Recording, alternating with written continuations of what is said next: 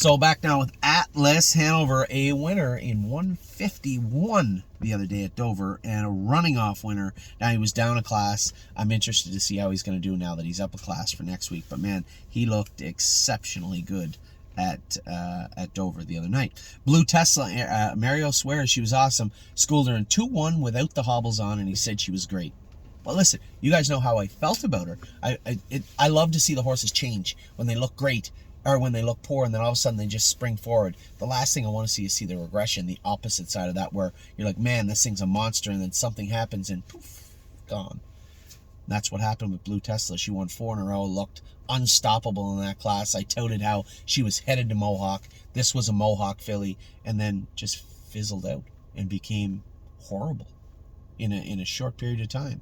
So hopefully she was tired, because Mario swears, 1, she doesn't need hobbles, and 2, she was very good schooling the other day. Okay, no problem.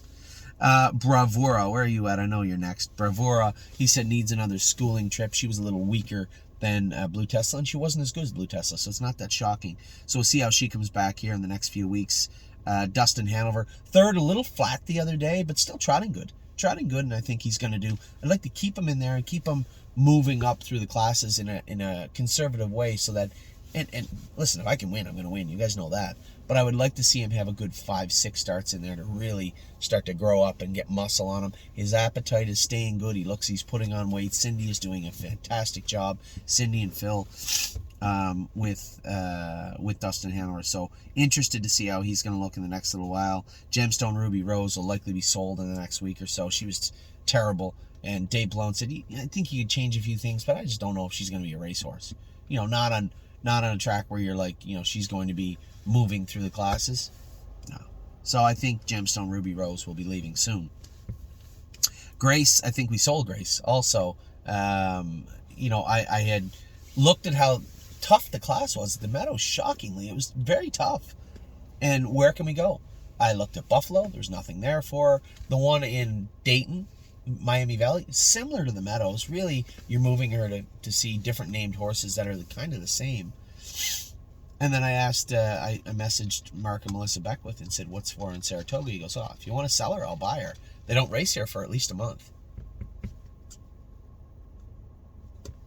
Yeah, seems fair. So we ended up getting decent money for Grace. I think now it isn't concluded. I believe it is, but it isn't quite concluded. Very happy with, very disappointed with the way that class really left us hanging over a cliff. It just got tough all of a sudden. It was easier all summer than it is right now. How the Hell is back walking now. I think somewhere in February he'll begin a little bit of a hybrid swimming, walking, jogging type thing. But the horse looked great on the wheel. I saw him the other day walking on the wheel, bouncing and kicking and squealing, but he looks sound. And anytime I saw him with Harry will tell you the horse has been off.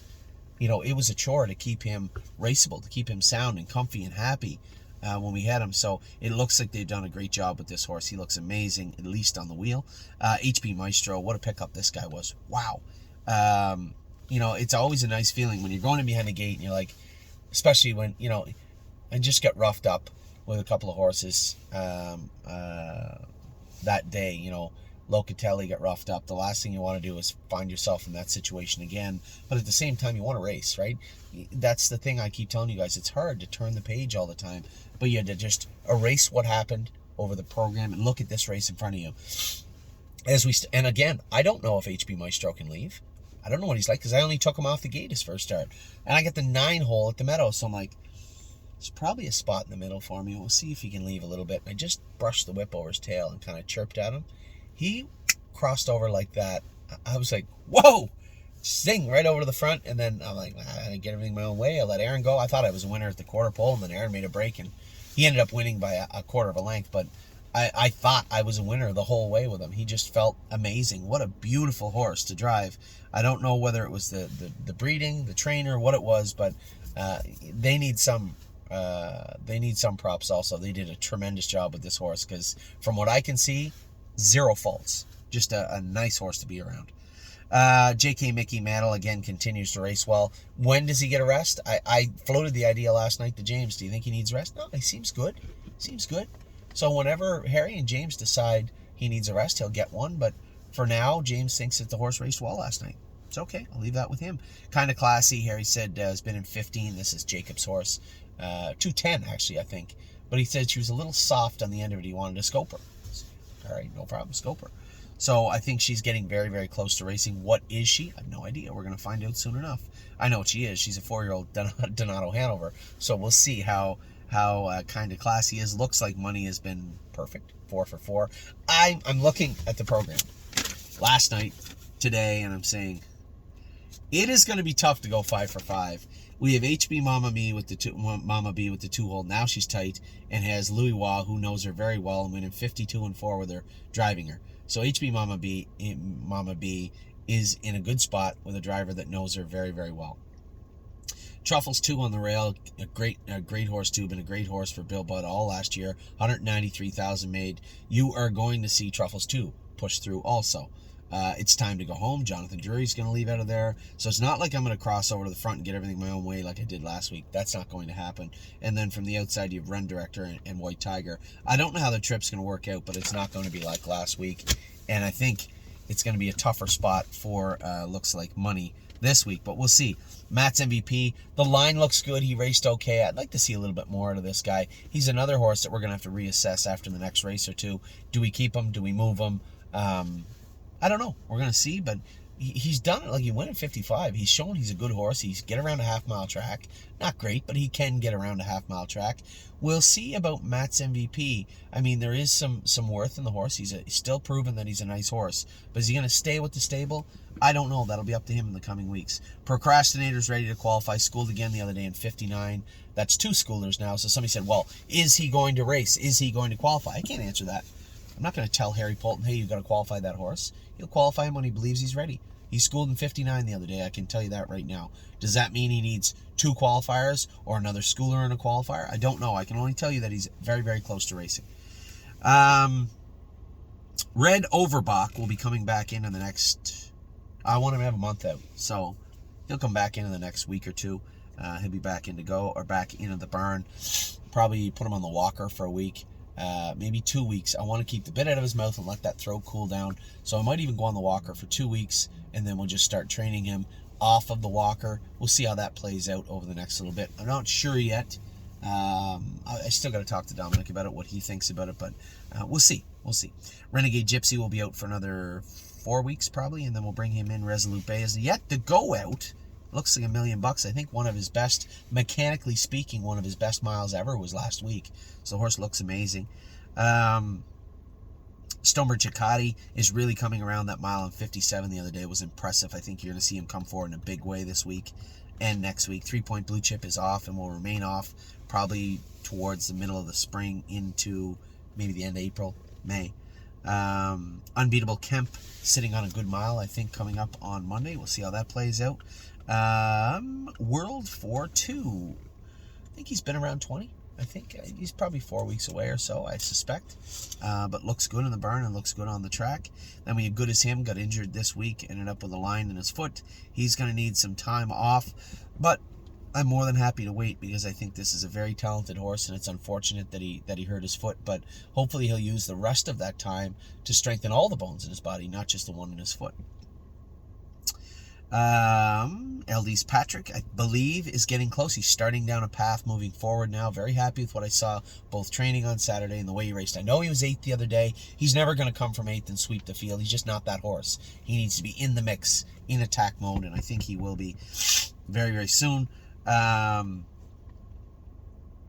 Locatelli, used him hard last week, and he's probably going to race once more. We'll probably end up giving him a rest at some point. If they're not going to race the Open in Ontario, I'm not going to run him into the ground in the Meadows, especially if we have a plan for him this summer, this fall. I want to get a look at the stakes calendar, see when do we rest him, when do we have him back, because you can't just rest him and get him ready. Like Harry said, you can't have him ready a week before the Maple Leaf Trot. He's going to have to be ready 6 starts before the Maple Leaf Trot.